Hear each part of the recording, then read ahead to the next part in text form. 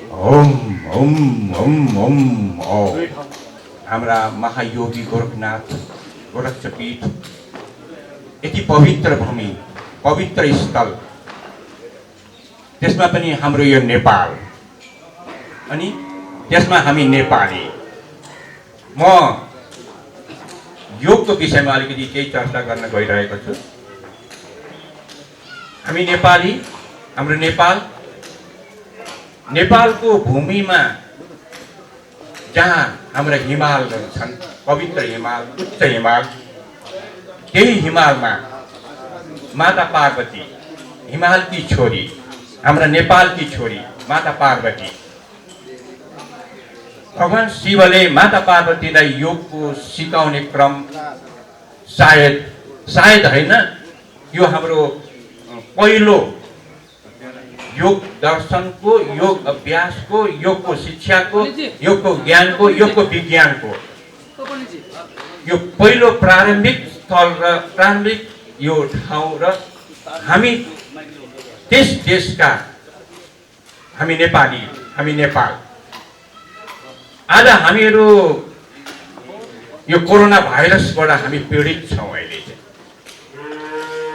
अहिले योगको विषयमा अरू चर्चा गर्नुभन्दा पनि अहिले कोरोना भाइरसको कारणले भन्दा पनि कोरोना भाइरसको त्यो भूतको कारणले धेरै धेरै मानिसहरू आहत र पीडित छन्, मर्माहत छन्। त यसै सन्दर्भमा आज म अलिकति, हाम्रो यहाँ सायद समय धेरै त हुँदैन, फेरि हामी यसलाई हामी केही समय दिने नै छौँ। त यो कोरोना भाइरसको लागि हामी योगबाट के गर्न सक्छौँ? यो कोरोना भाइरस भनेको वास्तविक के हो यो, र त्यसलाई हामीले योगको माध्यमबाट त्यसलाई हामी कसरी विजय गर्न सक्छौँ, या कसरी त्यसलाई हामी परास्त गर्न सक्छौँ, र कसरी हामीहरू त्यो रोगबाट मुक्ति र मुक्त हुन सक्छौँ भन्ने कुरालाई म अलिकति यहाँ केही जोड्न चाहन्छु। माता पार्वतीले महादेवलाई पति पाऊँ भनेर निकै ठुलो अभ्यास र साधना गर्नुभयो। त त्यही क्रममा भगवान शिवले, देवादिदेव महादेवले माता पार्वतीलाई, तिमीले यदि चाहिँ मलाई पतिको लागि तिमीले त्यस्तो केही गर्छौ भने म तिमीलाई एउटा प्रविधि, एउटा शिक्षा, विज्ञान, एउटा ज्ञान, एउटा साधना म सिकाउँछु। तिमी यो चाहिँ गर, यसबाट तिमीले जे चाहन्छौ, जे पाउन खोजेको छौ त्यो तिमीले पाउन सक्छौ भनेर। अनि भगवान शिवले माता पार्वतीलाई यो योगको शिक्षा प्रारम्भ गर्नुभयो।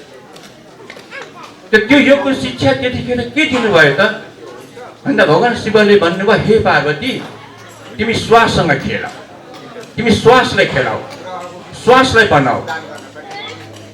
यो श्वास बिग्रियो भने रोगी मात्रै होइन, हामी नर्कमा पुग्छौँ। यदि यो श्वासलाई हामीले सुधार्न सक्यौँ भने यो सुधारिएको श्वासले जे पनि बन्न सक्छ। यो तिमी श्वासको अभ्यास गर, श्वासलाई स्वर बनाऊ, स्वरलाई ध्वनि बनाऊ, ध्वनिलाई तिमी मन्त्र बनाऊ, मन्त्रलाई चक्र बनाऊ, चक्रलाई शक्ति बनाऊ भनेर यसरी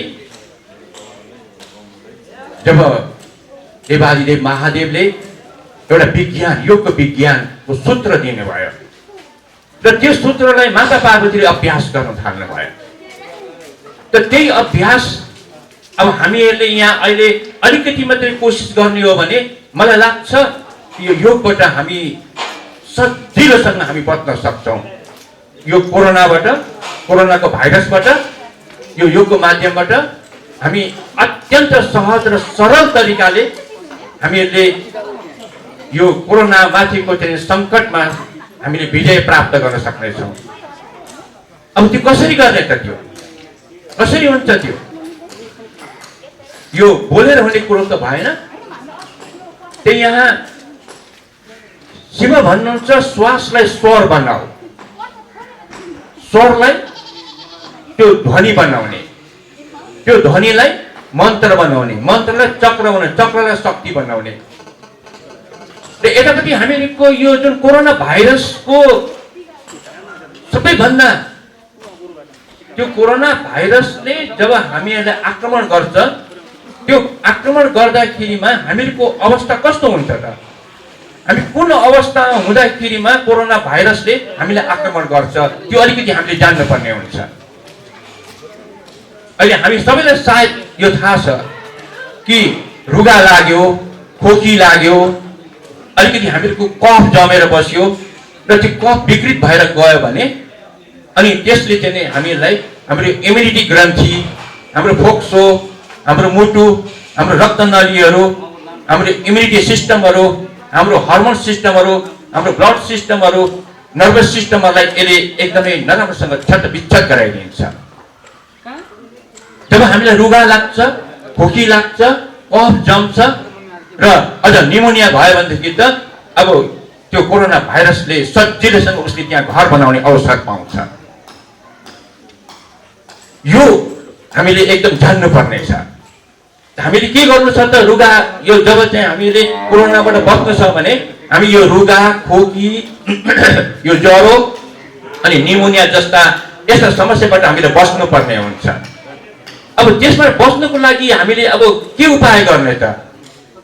त्यो उपाय भगवान शिवले माता पार्वतीलाई बताउनु भएको प्रक्रिया त्यो अत्यन्त सरल, अत्यन्त सहज, एउटा बच्चाले पनि गर्न सक्ने, युवा युवतीले पनि गर्न सक्ने, वृद्ध वृद्धाले पनि गर्न सक्ने र बिरामीले पनि गर्न सक्ने यति सहज र सरल प्रक्रिया।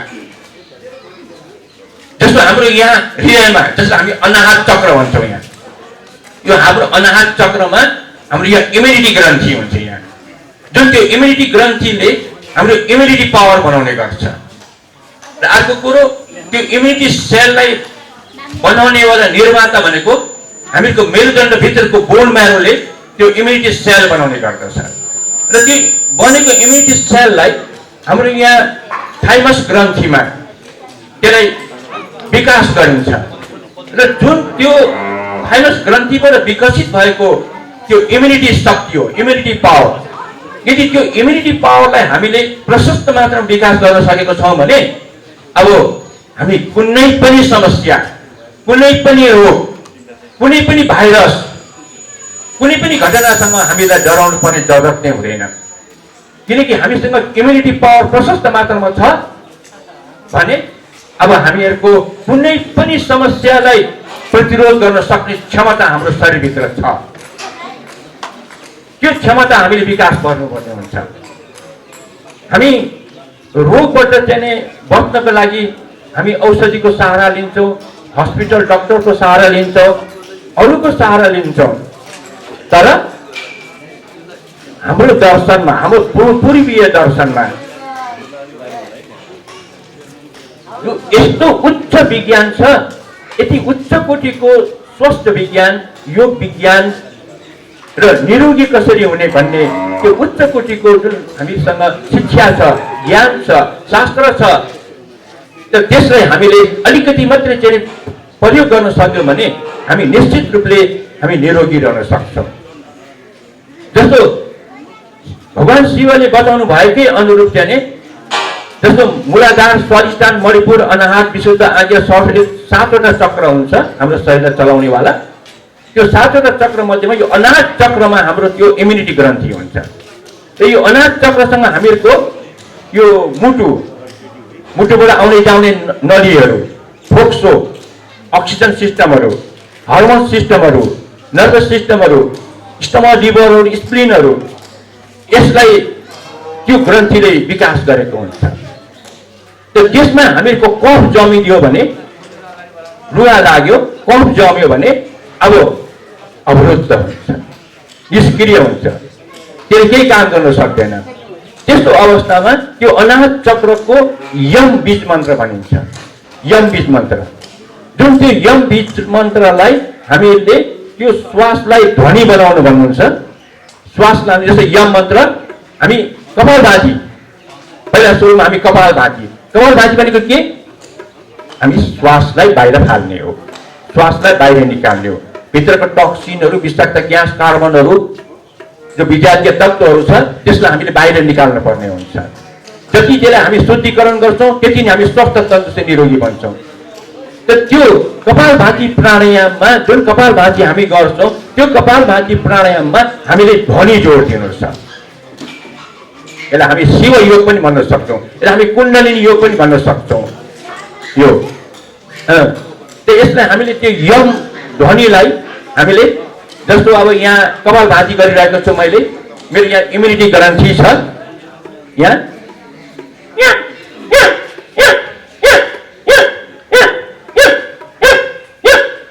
जो यो सबै इम्युनिटी ग्रन्थि, मेरो मुटु, मेरो फोक्सो अनि हार्मोन सिस्टमहरू, नर्भस सिस्टमहरू, बोन म्यारो, त्यो ध्वनिले, त्यो मन्त्रले पुरा त्यसलाई भाइब्रेसन गराएर त्यो रुगाहरू, खोकीहरू, कफहरूलाई सजिलोसँग त्यसलाई बाहिर निकाल्नुमा एकदम सहज ढङ्गबाट हामी गर्न सक्छौँ। जस्तो यसलाई अझ हामीले अझ सजिलोसँग यो चाहिँ बैखरी भयो, मध्यमा जो हामीले मनले मन्त्र जपेर अब यहाँ यो शब्द कपालभाती पनि भनिन्छ, यसलाई हृद कपालभाती पनि भनिन्छ। जो हृदयबाट आवाज निकाल्ने भएको हुनाले यसलाई हृद कपालभाती पनि भनिन्छ। जसरी यहाँ मनले यम मन्त्र जप्दै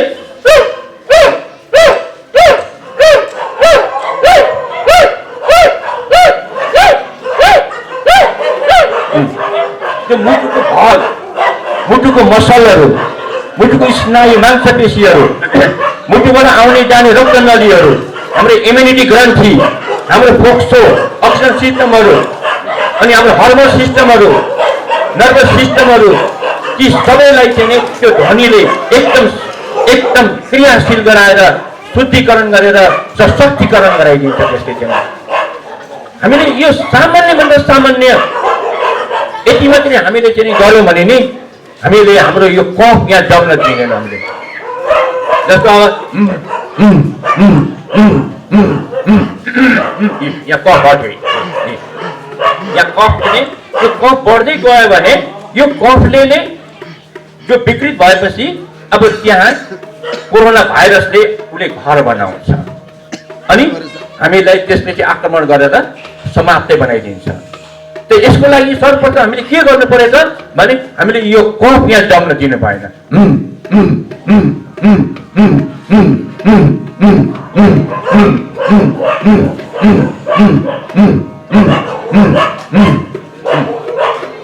अब यो ध्वनि निकै शक्तिशाली हुन्छ।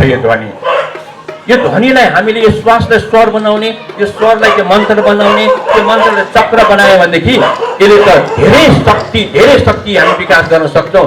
जब हामीले हाम्रो इम्युनिटी पावर र त्यो ध्वनिलाई हामीले मेरुदण्डभित्रको बोन म्यारोमा लिएर गर्दा भाइब्रेसन गरायौँ भने त्यसले हाम्रो इम्युनिटी सेल पनि प्रशस्त मात्रामा विकास गर्दछ।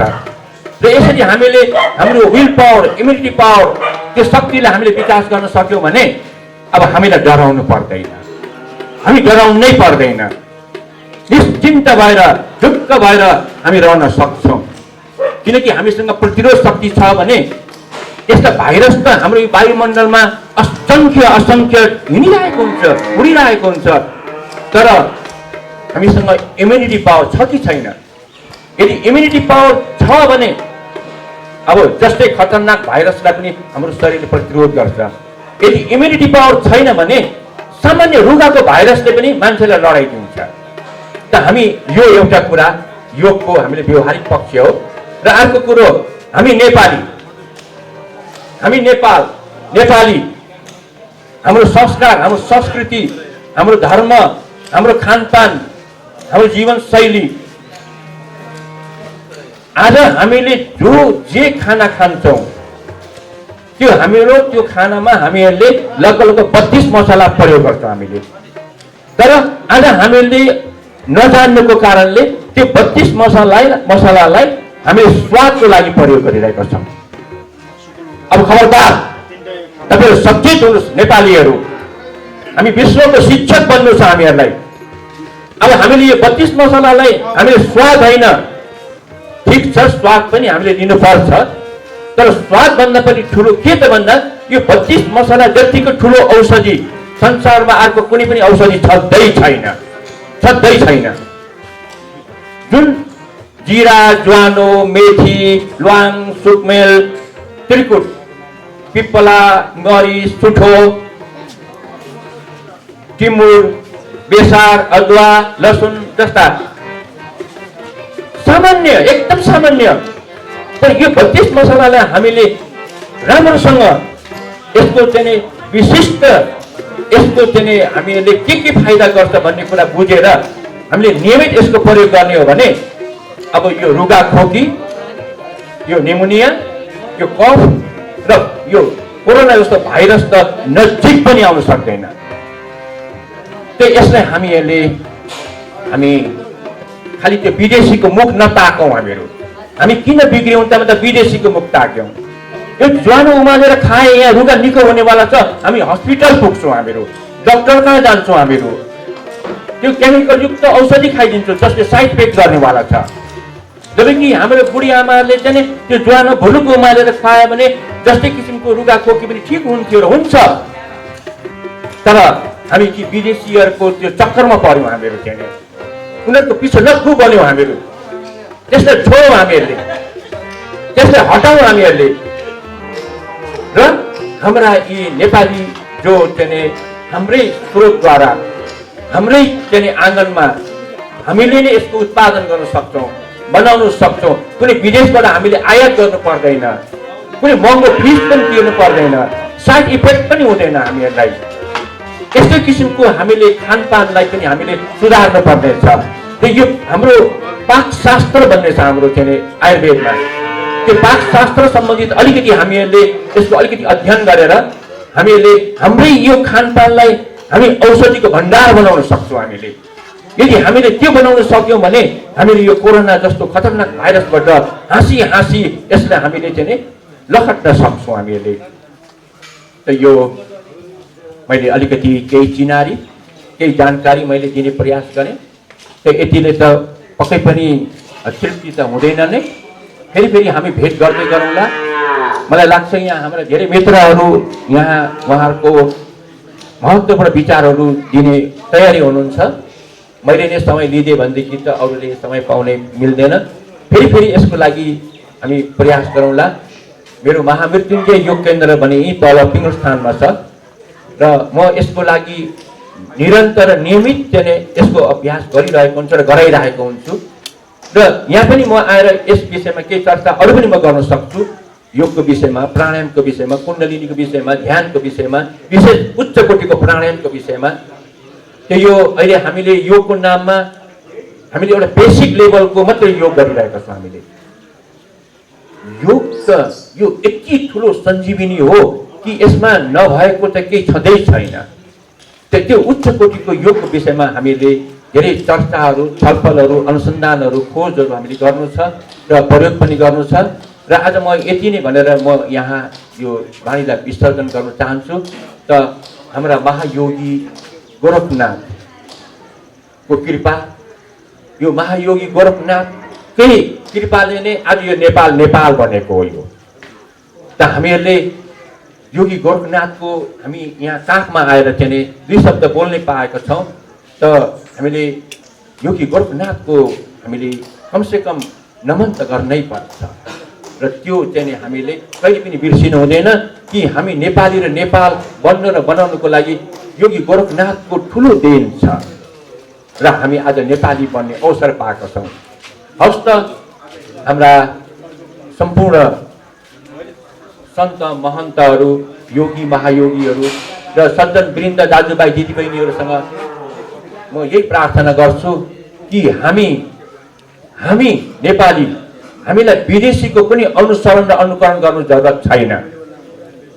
हामी हाम्रै स्रोतबाट हामी एकदम स्वस्थ, तन्दुरुस्ती र निरोगी, अति सुन्दर र शक्तिशाली हामी बन्न सक्छौँ र त्यो हामी प्रयास गरौँ। हवस् त बिदा चाहन्छु। ओम।